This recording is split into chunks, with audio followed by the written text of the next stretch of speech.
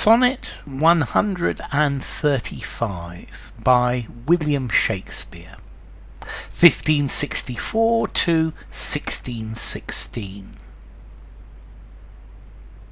Whoever hath her wish, thou hast thy will, and will to boot, and will in overplus. More than enough am I that vex thee still, to thy sweet will making addition thus. Wilt thou, whose will is large and spacious, not once vouchsafe to hide my will in thine? Shall will in others seem right gracious, and in my will no fair acceptance shine? The sea, all water, yet receives rain still, and in abundance addeth to his store. So thou, being rich in will, add to thy will one will of mine, to make thy large will more. Let no unkind, no fair beseechers kill. Think all but one, and me in that one will. Okay, as you can see, this is a sonnet by William Shakespeare. This is a poem where he's begging the dark lady to allow him into her bed, to allow him back into her bed. Now this whole sonnet is filled with double entendres. And everything is playing with the word will or with the word wilt. And here, will mostly is referring to sex.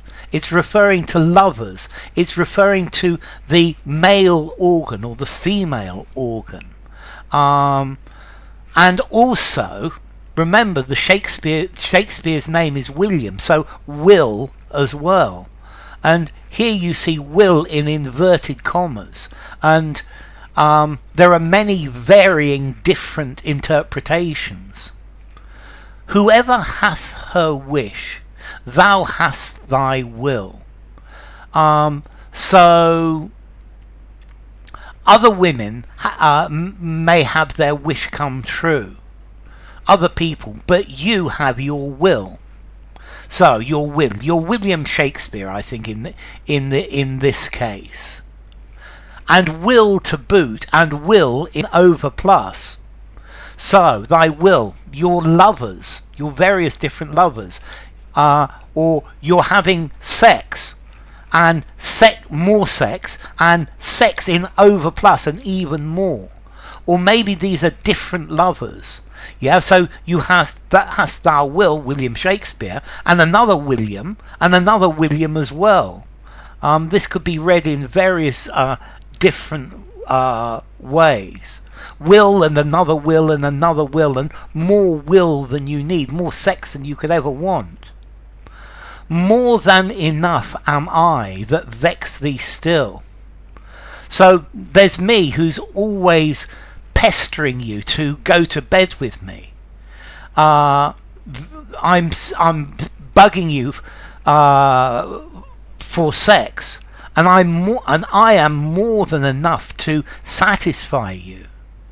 And this would add to thy sweet will making addition thus. To your sweet set will, your set of lovers, I would make an addition to all your different lovers. So he's accusing her of being promiscuous and sleeping with lots of different men, and I would be a good addition to your stable of lovers. Wilt thou, will you, whose will is large and spacious? So will her sex organ, or maybe her range of lovers, has got lots and lots, or maybe it takes a lot to satisfy it. So won't you once vouchsafe to hide my will in thine? Okay, this is a clear, direct reference to sex. Won't you allow me to hide my organ in yours? won't you allow us to play hide the sausage? Shall will in others seem right gracious? So, will you allow sex with other people, will in others, seems very attractive to you. So aren't you going to allow me to be one more lover? Aren't you going to allow me to sleep with you? Yeah? Or is it just that other people seem right gracious? And in my will, no fair acceptance shine. But but sex with me, but sleeping with me is not something that you will countenance, you will think about. That my will gets no attention from you. The sea, all water, yet receives rain still. So here we've got a metaphor. The sea is full of water, but it still receives more rain, it still takes more rain. And in abundance addeth to its store. So if it rains, then we get it takes extra water. So the sea's made entirely of water, but it still accepts additional rain. So thou, being rich in will, in Williams, in lovers, in sex. So will you, being rich in will, having lots of possibilities, add to thy number of wills? So will you add William, or my organ, to your will? There are multiple ways of interpreting this. One will of mine, to make thy large will more. So and one will of mine, so my organ will become large, and you'll have this will give you better sex, making